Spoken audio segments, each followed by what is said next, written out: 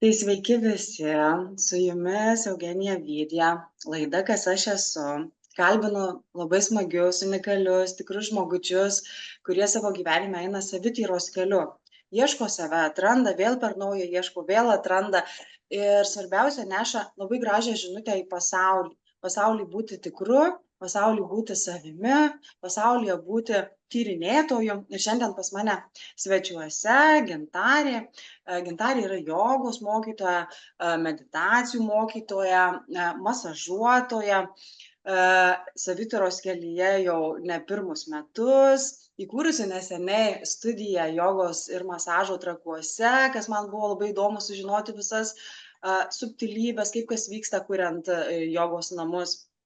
Tai Gintarė, kadangi šita laida yra Kas aš esu ir dažniausiai mūsų kelionė prasideda savityros nuo būtent tokio ar panašaus klausimo, kas aš esu, iš kur atėjau, kokia mano užduotis šitam pasaulyje, tai paprašysiu ir tavęs pasidalinti, nuo ko viskas prasidėjo. Tai nuo gimimo. Nuo gimimo, tai šiuo metu aš esu jogos mokytoja, kaip ir pristatei, masažuotoja, meditacijos instruktorė ir šiaip tyrinėtoja ir pagaliau laimingas žmogus, o visas šitas sąmoningumo, dvasingumo kelias tai prasidėjo nuo depresijos, nuo labai labai sunkių patyrimų ir sunkių išgyvenimų, nuo neradimo savo vietos po saule ir nuo tokių tikrai nuo kančios, sakykim. Taip, nuo kančios šitame gyvenime ir patiriant viską, nerandant savo vietos, nepritampant, vis ieškant, nesijaučiant gerai. Ir tada atsirado joga.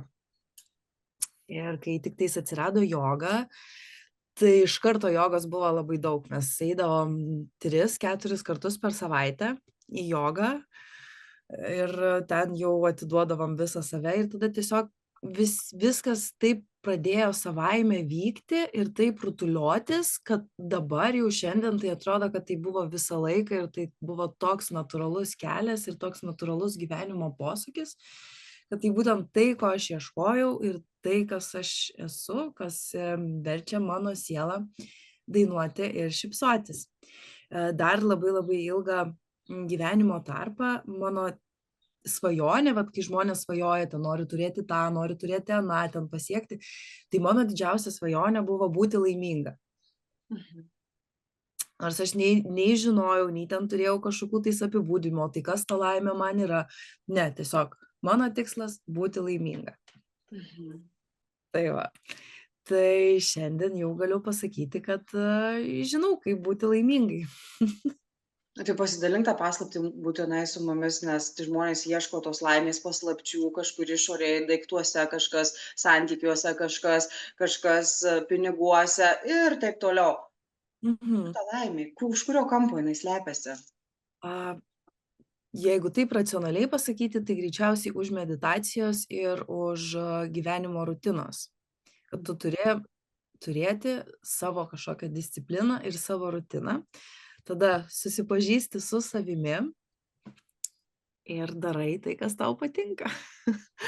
Ta laimė yra tame, kad nepriimt gyvenimo rimtai, kad į viską žiūrėti kaip į žaidimą, kaip į pamokas, netgi ir kažkokius liūdnus, graudžius netekties įvykius, vėlgi juos žiūrėti, nebežiūrėti rimtai.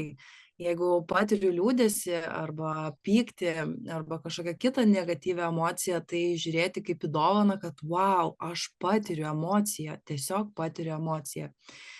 Nes sirgau sunkia depresija, diagnozuota turėjau ir ligoninėj gulėjau, žodžiu, rimti reikalai. Ir tuo metu aš nejaučiau nieko, absoliučiai nieko. Nebuvo jokio jausmo, jokios emocijos. Tai buvo tiesiog tokia pilkuma, tuštuma, kur nėra jokio jausmo.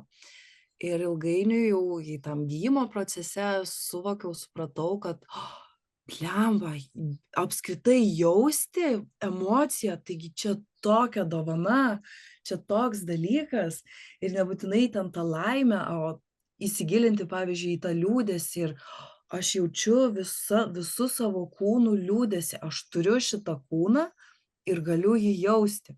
Vau! Ir aš kai tą supratau, nu, man toks stebuklas buvo, kad eik tu sau, aš galiu vertinti neigiamas emocijas kaip kažkokią patirtį, tada jas transformuoti ir iš jų sukurti kažką tais gero.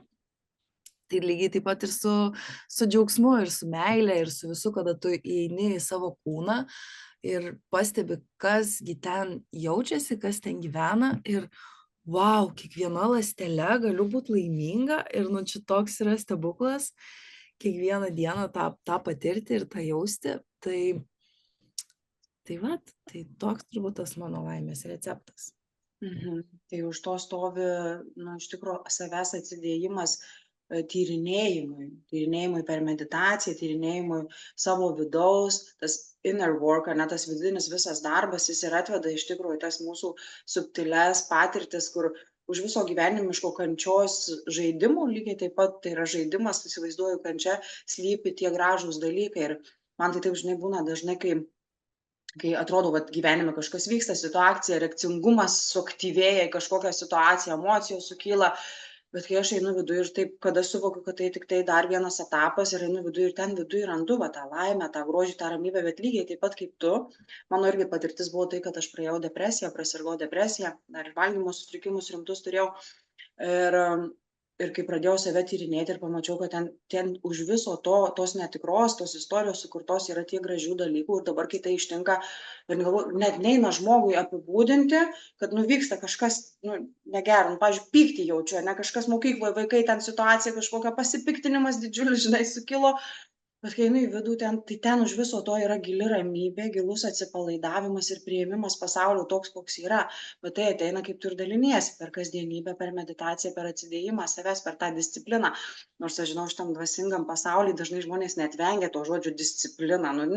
Disciplina, viskas turi eiti iš jausmo. Taip, tai viskas eina iš jausmo, bent mano gyvenime, bet tame visada yra, kaip sakau, alfa ir omega yra kartu. Disciplina ir tekėjimas. Tai aha, kažką sakyt nori. Tai, nu, čia tiesiog, man atrodo, ar dvasingam, ar nedvasingam gyvenime, kad tu kažką turėtum, tu turi daryti. Tu turi padaryti. Ir turi dėl savęs padaryti, nes nepriklausomai nuo to, kaip tu jautiesi.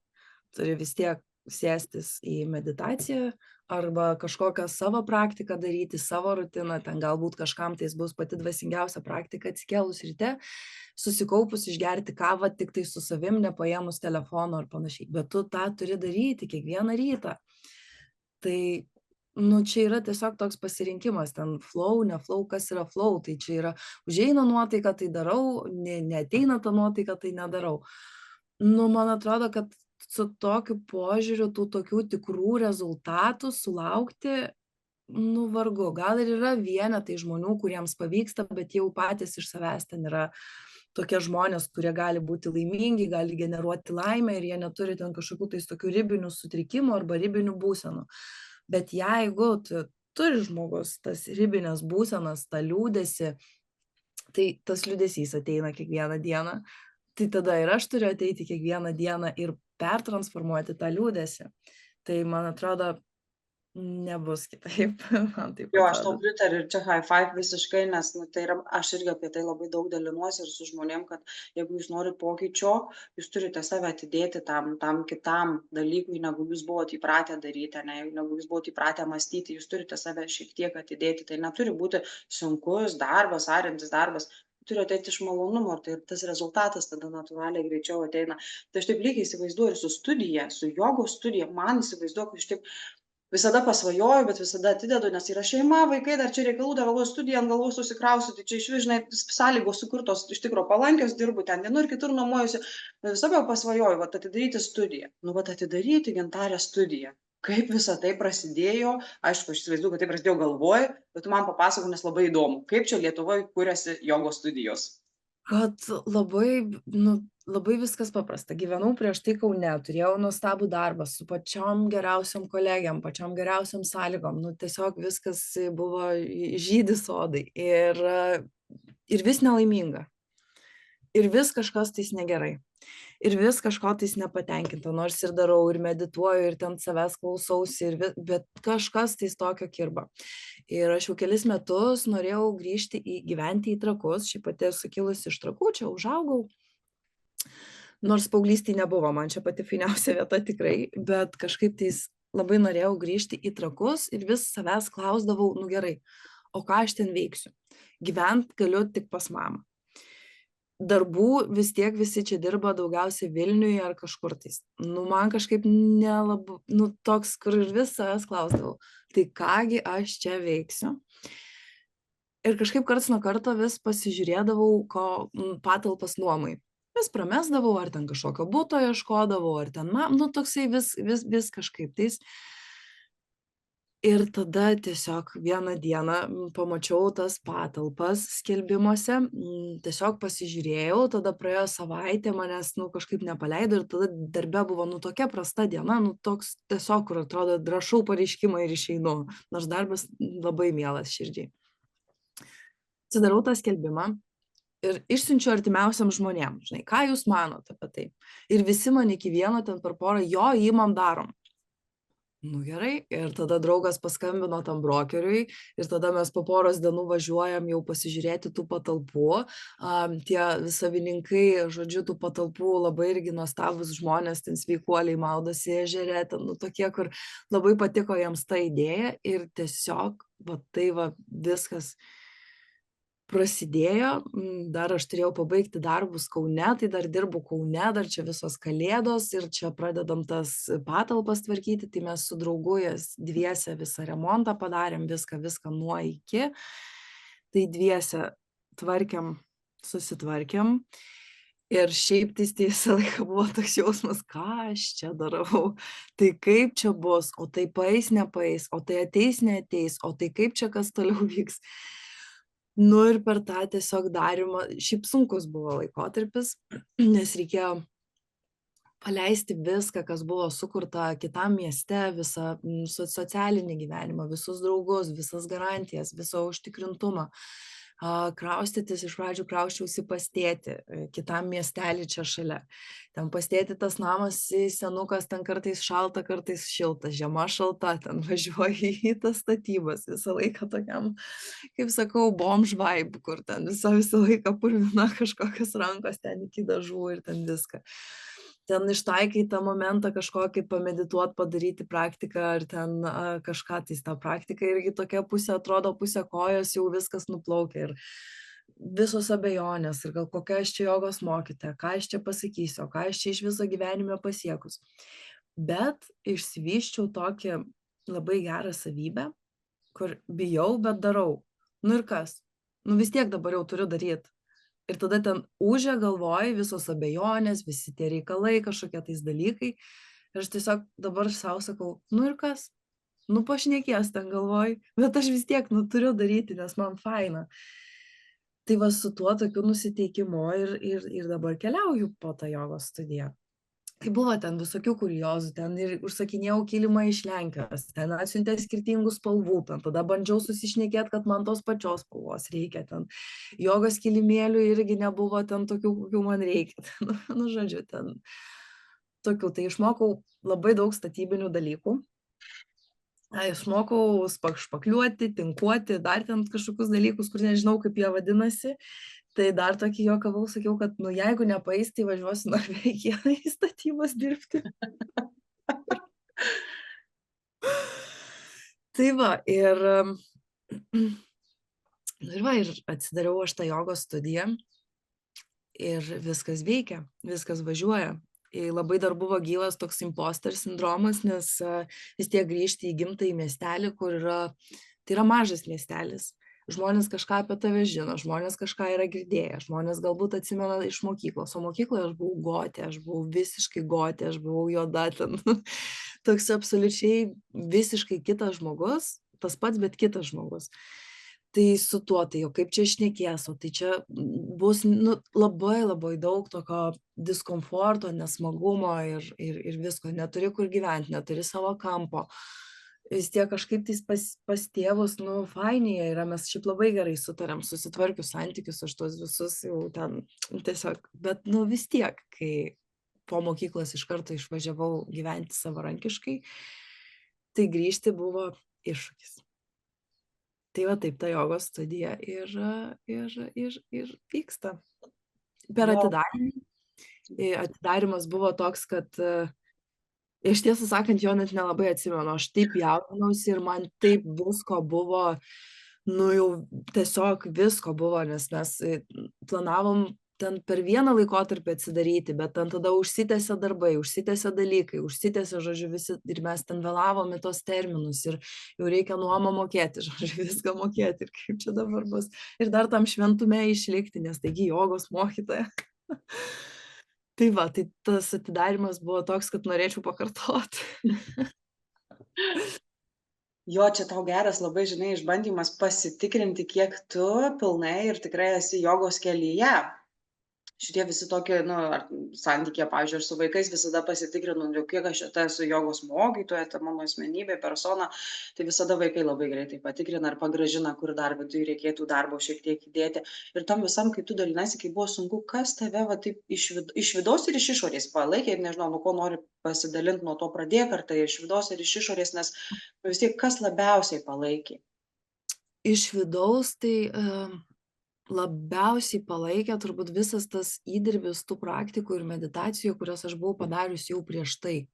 Aš galbūt nebeturėjau tiek laiko skirti tam dvasiniam darbui šituo laikotarpiu atidarymo, bet atsimenu, sėdžiu pas tėtį ant laiptų ir tai pasirėmus galvą ir galvoju, kaip gerai, kad aš medituoju. Man čia tokio atsiskyrimo, nu, toks, kur iškrenti absoliučiai iš visų komforto zonų. Ir toksai buvo, kad jau pajaučiau tuos vaisius, to viso vidinio darbo, kuris buvo įdėtas prieš tai. Nes niekas per tą laikotarpį manęs taip ir nebeišmušė iš vėžių. Buvo sunku, bet neįkritau į depresiją ir į kažkokį tais nusivylimą tą tokį. Tai iš vidaus palaikė prieš tai įdėtas vidinis darbas. Todėl supratau, kad dar kartą pasitvirtino, kad nu, labai verta daryti tas dvasinės praktikas. Ar jeigu ne joga, tai meditacija, jeigu ne meditacija, tai kvėpavimas, arba dar geriau, tai viskas kartu. Tai iš vidaus tas palaikė ir dar tas balsas, kad nu ir kas, nu tai pabandysi, padarysi. Tai tiek gyvenime visko daryta ir priveikta, kad kodėl ne, o kada, jeigu ne dabar. Ir tas toksai buvo tvirtas įsitikinimas, nu ir kas, nu nepaeis, tai nepaeis, nu ir kas. Kas gali blogiausio atsitikti? Nu nieko, nu kas atsitiks kažkas tais. Išgyvensi tą dieną, nueisi miegot, pamiegosi, atsibusi, rytas vėl iš naujo gali kažką tai kurti. Tai taip, tai va viduje jaučiaus sustiprėjusi ir tas toks, kad nu ir kas. Einu ir darau, nu labai noriu. Galų gale dar tokį galvojau, kad nu aš pati noriu turėti erdvę, kur daryti jogą, daryti savo praktikas ir kur galėčiau skeryčiuotis rankom kojom ir neužkabinti jokių daiktų. Tai galiausiai toksai buvo, per tokį humorą iš tikrųjų labai žiūrėjau, per tokį pasijuokti iš savęs, nu, tiesiog paprikolinti su savim, su gyvenimu, su aplinkybėm, nes tų galimybių gyvenime yra plus ką, tu gali vieną dieną gyventi Lietuvoje, kitą dieną sugalvot, kad emigruoji skinti ten braškių arba kažkur vesti jogą Ispanijoje ir ten mokytis ar savanoriauti, ar be galo jų yra. O iš išorės, kas palaikė labai, tai iš tikrųjų aplinka labai palaikė, labai mama palaikė, labai palaikė tiesiog. Ir jos buvo tie žodžiai tokie, kurie labai įkvepia, kur aš labai pergyvenau ir jinai pasakė, kad nu tai neišeis, nu tai nu ir kas, pinigai uždirbami, viskas yra padaroma, nu ir kas, tu tik tiesiog bandyk, daryk. Draugas labai palaikė, jis iš viso buvo tas toksai pilkasis kardinolas, kur vis labai palaikė ir darbais visais, ir remonto darbais, ir tiesiog, kad tuo tikėjimu manimi ir savo paties pokyčiu iš to, ką aš jam perduodu savo žiniomis. Tai toks buvo palaikymas didelis iš aplinkos. Tada vienu momentu tiesiog pradėjo nepažįstami žmonės rašyt, kad labai laukia, kada jau čia ta jogos studija ir pradėjo klausinėt dalykų, tai vis ateidavo tokių ženklų, žinai, kai moki stebėti tos vat visatos ženklus, tai vis ateidavo kažkokie tais ženklai, vis kažkas tais parašydavo, jau kai galvoju viskas, ne, nesąmonė, ką aš čia darau, tai tiesiog dirbtum paprastai samdomą darbą ir nematytum čia vargo. Ir vis ateina kažkokia žinutė, vau, mačiau, laukiu. Tada iš tokių dar mistiškesnių dalykų, trakuose vien veidrodiniai skaičiai. Tiesiog aš kai čia vien tik tais aš jau pradėjau galvot, aš prisigalvoju, nes mėgstu tokį racionalų požiūrį dar įsidėti į visą tą dvasingą gyvenimą, bet vien va tie skaičiai kažkokie, tais kažkokie sutapimai. Tai va tas ir palaikė. Mhm, mhm. O kaip dabar viskas vyksta? Jau studija, kaip suprantu, pulsuoja, pulsacijų pati pradžia. Ir kaip viskas vyksta? Kaip tau sekasi žmonės surinkti, kaip pritraukti, nes pati sakai, Trakai nedidelis miestelis, vis tie visi bazuojasi aplink Vilnių. Ir kaip tokia maža miestelį, va taip žmonės, ir kaip jie į jogą reaguoja, kaip jie va taip gal kažkokių, žinai, tai kažkokių pašnibždų išgirsti. Labai įdomu va taip išgirsti, kaip dabar viskas vyksta pas tave. Žinok, pašnibždų jokių neišgirstu, nes nesiklausau nieko. Žinai, tiesiog darau, kas man faina, kas patinka. Kaip žmonės pritraukti. Šiaip labai esu prasta komunikatorė socialiniai medijoje, aš vis ruošiuosi prisiruošti ir daryti kažką tais daugiau, bet nepadarau. Tai čia mano yra ateities planai kažkaip išjudinti savo socialinę mediją. Kaip dabar žmonės pritraukiu? Tai yra trakų grupės visokios bendros, kur ten žmonės dalinasi skelbimais, kas ką veikia, kas ką parduoda. Tai per ten daug labai atėjo tiesiog vietinių aplinkui gyvenančių žmonių. Tada turiu puslapį, turiu Instagramą. Tai kažkokiais pasidalinimais. Žinok, visą laiką turėjau tiesiog tokį požiūrį, kam reikia, tas ateis. Tiesiog atranda žmonės, sužino vieni per kitus. Ir dabar jau yra pilna salė. Nors, aišku, pas mane mažytė ta jogos studija, telpa 8 žmonės, iš viso 8 praktikuotojai. 9 buvo čia toksai, kur galima ten 9. Tai buvo jau vieną kartą, kad kažkaip taip užsiregistravo, galvoju, gerai, darom taip. Tai, žinok, net nežinau, kaip. Tiesiog labai stiprus buvo tikėjimas mano, kad su joga bus viskas gerai. Buvo toksai, kaskart, kai prieš tai atvažiuodavau į Trakus, kad reikia Trakuose, to reikia, kad mano čia yra vieta. Aš čia noriu daryti ir kurtis ir skleisti tą savo žinojimą, tą savo patirtį, nes buvo pasiūlymų ir Kaune kažką tais tokio daryti ir vis dairydavausi studijos, gal kažkaip, bet nevažiuodavo tiesiog neįvykdavo tai kažką tais ir toks sunkumas. O čia viskas taip, kai pradėjau daryti, visos taip aplinkybės ir žmonės atėjo ir susidėliojo ir viskas taip palengva po truputį. Tai, paprastai labai kaip viskas. Labai faina. O dabar, žiūrėk, dar paliesim tokį dvasingumas ir pinigai temą, nes aš taip irgi man labai, žinai, įdomi šita tema, nes yra daug įvairių pasisakymų ir nuomonių žmonių, kaip, kad jau už dvasinės praktikas nereikėtų mokėti, žinai, ir ten čia dabar tai tiek daug tų healerių įvairių, tai yra gyduolių Lietuvoje, įvairių čia jogos mokytų, čia joga šmoga, kvėpavimas, meditavimas ir taip toliau. Bet čia tie dvasingos praktikos, už kurias nereikėtų imti pinigų, aš turiu aišku savo nuomonę. Bet įdomu ir tavęs bus išgirsti, kaip tu viduj kultivuoji šitą idėją. Dvasingumas ir pinigai.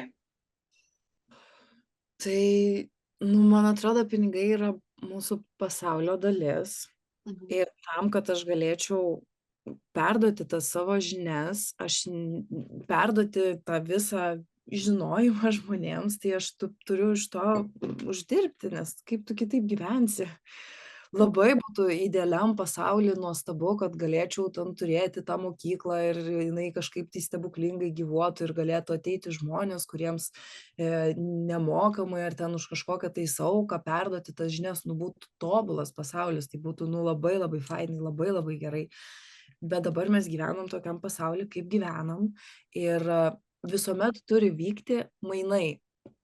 Nes jeigu žmogus, mano vienas mokytojas tą sakė, taip mokino, perdavė tokį mokymą, kad būtinai paimkite kažkokį tais atsilyginimą iš žmogaus, nes jeigu jisai neatsilygina už jūsų paslaugas, jisai eina į dvasinę karminę skolą. Ir jisai tą skolą nešasi toliau. Tai nu, tai tiesiog yra kažkokie mainai. Žinok, aš labai stipriai šitą temą nedypinau, kad ten man būtų kėlę kažkokius tais klausimus ar abejonės. Aš noriu gilinti savo žinias, aš noriu mokytis, aš tą pastoviai ir darau, aš visur varau, ten mokausi, semiuosi dar daugiau žinių, ten turtėju dvasiškai, kad galėčiau perduoti, o tam reikia, nu, pinigų. Tai Tai tiesiog labai, žinok, nedypinau. Mano asmeninės kainos yra tokios, kurios atitinka mano išsilavinimą ir mano žinias. Ir tiek, kiek aš įdedu į save ir kaip aš atlieku savo darbą, tai kažkaip nežinau. Turiu, aišku, minčių ir idėjų truputėlį diferencijuoti tas kainas, ten padaryti nuolaidas studentams, senjoram kažkokias tais dienas, bet šitam studijos gyvavimo etape aš tiesiog labai labai noriu sutvirtėti ir kad ta studija išsilaikytų, kad ta vieta išsilaikytų, tai tam man reikia visų pas mane lankančių pagalbos. Ir šiaip kol kas žmonės labai dėkoja ir nori, ir grįžta, ir ateina, tai mūsų bendrom jėgom, tai ta studija gyvuos.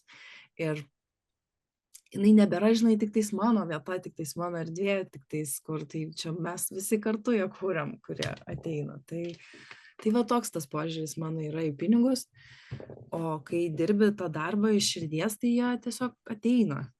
Jo, natūralu, pas mus yra visatoj viskas ir vyksta mainų principų, duodi, gauni, o tai yra pinigai, tik tai, nu, popieriukas, ar tai moneta, tai yra toks kaip pavidalas, kuriuo atsiskaitoma, nes aš irgi panašiai girdėjau iš vienos savo draugės, kad sako, kada žmogus nesusimoka už kažkokią tai praktiką, atėjęs, tai jisai tiesiog negauna visos tos naudos, va ten sudalyvavęs jis negauna, jis nepramuša, va pokyčio jis visiškai, nu, ta prasme, kaip būtų tik tai, nu, va, filmą kažkokį per televizorių pažiūrėjęs ir viskas, jis negauna jokios energetinės naudos pokyčio to vidinio. Tai aš irgi taip panašiai iš tikrųjų dėlioju ir kažkaip nepritariu tą idėją, kad viskas turėtų būti nemokamai. Jeigu nemokamai, tai yra galima važiuoti į ašramus, į vienuolynus, atsiskirti ir tikrai yra nemokamų arba bent jau už auką. Ir dabar mes pereisim prie kitų tokių smagių klausimų, kas tave gyvenime įkvepia, ar turi tokių žmonių, kurie tave visą laiką, nu, gal tai socialiniuose kažkur tinkluose, ar autorių kažkokių, tai labai tokių asmenybių, gal ir pasaulinio lygio, kas tave, nu, va, tokį top, žinai, ką tu sakai, wow, va, šitas gerai pavarė, man patinka jo idėjos, rezonuoja kartu. Nu, žinok, niekada gyvenime neturėjau tokių kažkokių tais žmonių, net ir vaikystėj, paauglystėj. Pamenu, kad draugės klasiokės ten būdavo pamišusios dėl kažkokių tai žvaigždžių, ten įsimylėjusios, ar ten kažkaip, nu ten toksai, ten kur aiškindavosi, kur gyvena, kaip čia kas ten vyksta. Nu, žinok, niekada neturėjau tokių vat stabų ar tokių idealų, kur labai idealizuočiau ir ten norėčiau būti kaip jie. Apie tokius įkvėpėjus, tai labai rezonuoja Sadhguru, aš jo labai daug esu atklausius jau, tai gal šiuo metu jisai man yra, jau seniai klausiau ir domėjausi, bet tiesiog jisai iškilo, kai paklausė šito klausimo. Tai man labai patinka, ką jisai šneka, kaip jisai šneka, ką jisai pasakoja. Dabar pastaruoju metu labai susižavėjusi esu yra Meiram. Meiram joga, nežinau, ar esi girdėjus. Tai yra moteris lietuvė, kuri turi guru statusą ir yra tiesiog wow. Visiškai man dabar toksai yra, wow, mes Lietuvoj turim tokį dalyką ir jinai Lietuvoj turi savo šramą ir Vilniuj tu gali nu, tiesiog visiškai toks mind blowing dalykas. Mhm. Mhm. Tai vat jinai gal dabar būtų toks mano susižavėjimo objektas ir vat jos visas gyvenimas ir kaip ten kas, kaip ten kas vyko. O daugiau kažkaip tais, nu sakau, niekada neturėdavau tokių, labiau gal žaviuosi žmonėmis, kuriuos pažįstu nuo vaikystės, kurie yra realūs gyvi žmonės ir jų pokyčiais.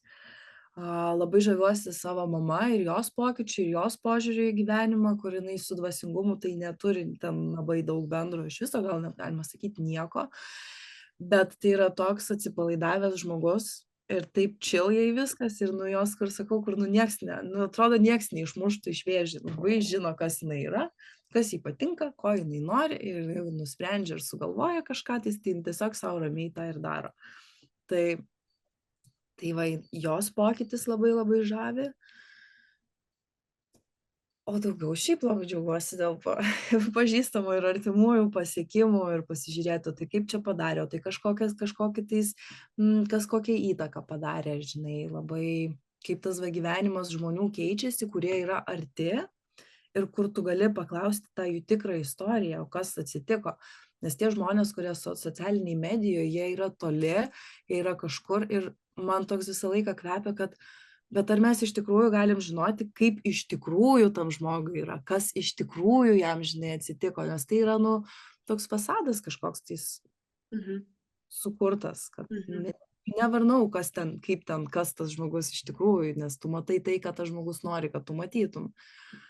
Tai mane galbūt labiau žavi tas, vat, kai su tikru žmogum susitinki, pašneki ir jis papasakoja tau savo gyvenimo istoriją. Ir tu matei jį, pavyzdžiui, prieš 5 metus ir susitinki dabar ir, o, wow, žinai, geras, tau atsitiko tokie ir tokie dalykai ir tokios patirtis tave pakeitė. Tai taip. Mhm. Labai gera buvo klausytis iš tikrųjų, nes dažnai žmonės dalinasi laidoje, ar šiaip kaip šnekamės, sako, mane ten tas Lietuvoje, ten užsienyje, žinai, tas įkvepia, o čia va tiesiog ta artima aplinka ir jų pokytis tau yra kaip įkvėpimo šaltinis, tas katalizatorius, kuris tikrai įkvepia. Ir, o knygos, o gal knygų yra, kurios tave keitė kažkaip einant per gyvenimą, labai turėjo didelę įtaką. Nu dabar aš čia šiaip sėdžiu apsikrovus knygom ir kompas padėtas ant knygų, šiaip labai myliu knygas. Labai labai myliu knygas ir gal tokia dabar galvoju, kur tikrai pakeitė. Šantaramo rekomenduočiau visiems iš romanų.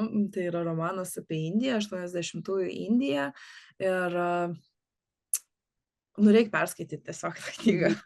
Geras, neskaičius. Ten Okay. persipina ir filosofija, ir veiksmas, ir meilė, ir mafija, ir tas 80-ųjų ta Indija, žodžiu. Ir ten nu visko toksai atrodo, vat, jeigu eini va to jogos dvasingumo keliu, tai ta Indija yra artima ir nu labai gera knyga, net šiurpas perėjo. Tai kaip romanas labai labai verta. 2 storos knygos, bet susikramto labai labai gera, greitai. Tada vienam gyvenimo etape buvo labai aktuali knyga Kūnas mena viską. Tai yra apie traumą ir kaip psichologinė trauma gyvena mūsų kūne. Šiaip viskas ten yra paremta labiau ant po trauminio streso sindromo PTSD. Tai atrodo taip iššifravau. Bet labai galima pritaikyti ir su mažesnėm traumuojančiom patirtim ir su viskuo. Tai va ta knyga labai buvo toks rekomenduočiau. Tada visom moterim irgi labai rekomenduočiau, yra tokia knyga Moters smegenys. Tai žodžiu, knyga parašyta tokiu lengvu stilium, bet apie mokslinius dalykus ir tenais yra nagrinėjamos būtent moteriškos smegenys nuo gimimo iki mirties. Ir yra aprašoma, kaip keičiasi hormonų pagalba mūsų elgesys, mūsų pomėgiai, mūsų, žodžiu, viskas. Ten yra apie nėštumą, yra apie senatvę, yra apie menopauzę. Tai labai labai padeda suprasti ir save, padeda suprasti savo mamą ir pradeda suprasti savo močiutę. Kodėl jos yra tokios, kokios yra, ką jos išgyveno, grinai iš tokios fiziologinės, kaip keičiasi smegenys, nes labai daug yra mūsų, kur ten, oi, galvojam, ten kažkas, kur, nu ne, tiesiog hormonai, smegenys ir svičas kažkoks. Toliau, kokios knygos, dabar dar galvoju, kas Šios akimirkos galia. Mhm. Labai stipri knyga, labai ją galima skaityti ir skaityti iš naujo ir iš naujo, vis atsiversti, skaityti ir skaityti. Tai labai labai rekomenduoju šią knygą. Ir šiaip galėčiau tęsti ir tęsti šitas rekomendacijas. Manau, užteks. Jau 4 knygos yra, žinai, tikrai ką galima pasižymėti savo ateities skaitymo listę visame. O, žinai, aš tavęs klausau ir man tai klausimas kyla, toks spontaniškas klausimas, kaip tu suderinai iš tikro tokį racionalų požiūrį į gyvenimą, nes pas tavę yra to daug racionalumo, daug logikos, kartu su tuo dvasingumu. Nes man tai atrodo, kad tai yra normalu, tai yra koja, viena koja normaliai stovim dvasingume, kita koja normaliai stovim šitam pasauliu racionalume. Bet dažnai būna, žinai, aš irgi sutinku žmonių, kurie labai racionalūs į tą dvasingumą ten, žinai, čia taip, čia ezoterika, čia biški, žinai, metafizika, čia gal ne taip, ne taip. Arba žmonių, kurie yra visiškai dvasingi ir, nu, čia tas pasaulis, tai čia, nu, 3D, čia vienu žodžiu, čia mes, žinai, išskridę. O man atrodo, kad tai yra suderinamumas. Ir kaip tau vat pavyko, ar kada tu atradai, kad tai yra tikrai suderinama ir tai yra norma? Šiaip aš turiu psichologijos bakalaurą, tai jau tada prasidėjo toksai ir vis, žinok, ant tiek man tas yra natūralus dalykas, kad pirmas nesuprantu, kodėl reikia rinktis tarp racionalumo mokslo ir tarp dvasingumo ir manau, kad būtų daug geriau ir daug lengviau, jeigu tai eitų kartu, nes dvasingi mokslininkai, man atrodo, daug stipresni ir išsilavinę dvasininkai irgi daug stipresni. Ir šitas pasaulis mums duoda ir tą, tai imkim abu, kodėl reikia rinktis. Tai labai toksai, net nežinau, kaip nederinau aš niekaip specialiai. Ir tai ant tiek yra natūraliai atėjęs dalykas, kad, nu, žinok, net nežinau, kaip atsakyti ar pagrįsti, kad net, tiesiog aš tokia esu, man atrodo, tiesiog man tiesiog taip yra, man labai įdomus visi moksliniai dalykai, kaip čia kas veikia, kaip mokslas paaiškina, kaip čia kas, nes pavyzdys, neseniai gavau reiki iniciaciją ir ten patyriau, nu, tiesiog kosminius visokius dalykus, patirtis, kur, nu, niekaip tu ten niekom nepaaiškinsi. Bet ką aš dariau grįžus namo, googlinau mokslinius straipsnius, ką apie tai sako mokslas ir kaip didžioji dauguma galima būtų apibūdinti, ką jie patiria. Tai ir paaiškino, žinai, man tas mokslas pasakė, kągi tas reikia iš tikrųjų daro, kai mes atliekame normalų tyrimą ir stebime žmonių pokytį. Tai man atrodo, kad kraštutinumai kažkokie tais, kai žmogus yra vien tik tais racionalus ir moksle, arba vien tik tais labai dvasingas ir išskridęs, jau rodo, nu, didelį disbalansą. Didelį disbalansą energetiškai, didelį disbalansą, nežinau, psichologiškai, nes tada kodėl mes neigiam kažkurią tais vieną pusę, nu, kas ten, nu, iš karto toks norisi ieškoti, gilintis į kažkokią traumuojančią patirtį, kodėl žmogus atmeta vieną arba kitą. Vat kas yra, kodėl ta psichika negali tiesiog priimti tų abiejų dalykų kaip vienodai reikalingų ir teisingų. Ten galbūt gali būti neįdomus kažkuris dalykas. Tiesiog, nu, vat man neįdomu, bet aš neatmetu. Tai va. Labai fainai pasidalinai šito, nes tai yra taip labai natūralu ir paprasta ir gal kas klausys truputį pagražins ir leis pačiam perleisti per save, jeigu truputį yra išsimušęs į vieną ar į kitą pusę, nes tai yra labai natūralu. Mes gyvenam šitam žemiškam pasaulyje, patiriame šią žemišką kelionę per kūną, ne, tai natūralu suvokti savo ir fiziologiją, ir va, tai, kas vyksta pasaulyje, tuos dėsningumus, bet lygiai taip pat yra ir už kūno, va, tai, ko mes negalim gal paaiškinti, ko negalim visada pačiupinėti, tai ateina tik tai per praktiką ir per patirtį žmogui. Ir jeigu mes galime eiti koja kojom, tai kaip ir sakai, tai yra, rodo, kad žmogus yra balanse, jis yra savo ašyje, jis yra pilnai savo balanse. Ir einam visai į pabaigą ir aš noriu tavęs paklausti, kokie nauji projektai, kas naujo vyks, gal vasarą kažkokių renginių, ką tu dabar gali pasidalyti su klausytojais, kam įdomu bus, kas karti gal Trakų gyvena, ar šiaip norės. Lietuva maža, čia atlenkti iki Trakų 1-2 ir atvažiuoja. Taip, tai vasarą Trakuose tikrai manau, kad dar šiaip nesu pasitvirtinus kažkokių tais tokių konkrečių renginių, bet tikrai darysiu gal viena, gal su komanda meditacijas ir jogą ant supų, ant vandenlenčių, tai reiškia ant vandens. Mhm. Tada dar su Rugile ir su Spiritual Wellness Club startuojam su tokiu projektu Utopia Recharge Yourself. Tai yra miške tarp Trakų ir Vilniaus, tokiam miško prieglobstį, statom jogai vietą. Tai ten bus visko, visokių renginių, ir jogos, ir meditacijų, ir gongų, ir šokių, ir visko, bet aišku, yra ruošiama informacija dar kol kas, o daugiau tai tiesiog bus tikrai vieną kartą per savaitę joga Trakuose vasaros metu. Darau masažus ir reiki, ir šveitimus kūno, ir masažuoju, ir smegenis, ir kūną. Tai čia bet kuriuo metu, kada žmogui yra patogu atvykti, tai tiesiog reikia su manim sukontaktuoti ir mes galim viską susitarti. Bet kas liečia visas asmeninės praktikas, aš visuomet mėgstu pradėti nuo kūno, nuo materijos. Tai mes pirmiausia gerai išsimasažuojam fizinį kūną, ten išsispaudžiam trigerius visus, nu, žodžiu, fiziškai taip žemiškai atidirbam, o tada galim eiti prie energijos ir energetinių kanalų, ir prie reiki, ir prie visko. Nes dar toksai apie tą fizinį kūną ir dvasinį kūną labai būna kažkaip baisu ir taip norisi žmonės perspėti apie tai, kad kažką skauda kūne, na, sakykime, būna skauda nugarą, ar ne? Ir žmogus, oi, čia man ten pavargau viską kelti vienas, tai čia toks psichologinis dalykas. Nu, bet kartais tiesiog reikia išsimasažuoti, kad neskaudėtų tos nugaros.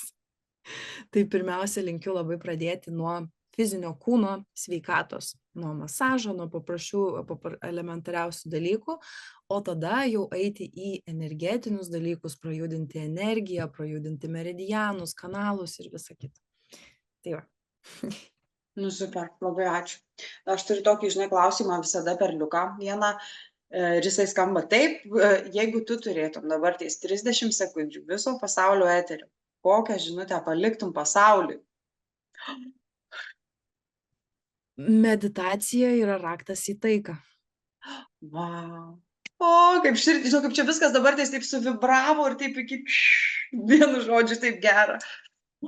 Ačiū, taip greitai ir taip paprastai. Tikrai labai gražus pokalbis buvo, labai toks turiningas, labai paprastas ir, žinai, labai svarbiausia toks, nu, savitas tuo, kad tu visiškai transliavai save, nu, visiškai spinduliavai savastim. Ir aš be galo džiaugiuosi, ačiū visatai, ačiū tavo tėvam, kad tave sukūrė. Ačiū, kad sudalyvavai su manim šitam pokalbį mano laidoje. Tai labai gera dalintis, tai mane taip pat įkvepia toliau kurti, ieškoti žmonių, kurie norėtų dalintis žinia apie gražesnį pasaulį per savo patyrimą. Ir kad viskas iš tikrųjų yra tik žaidimas, kaip tu sakei, ir kad viskas yra paprasta ir kad kartais geriau tiesiog pasijuokti iš savęs, atsikelti ryte ir nauja diena dovanos vėl kažką naujo.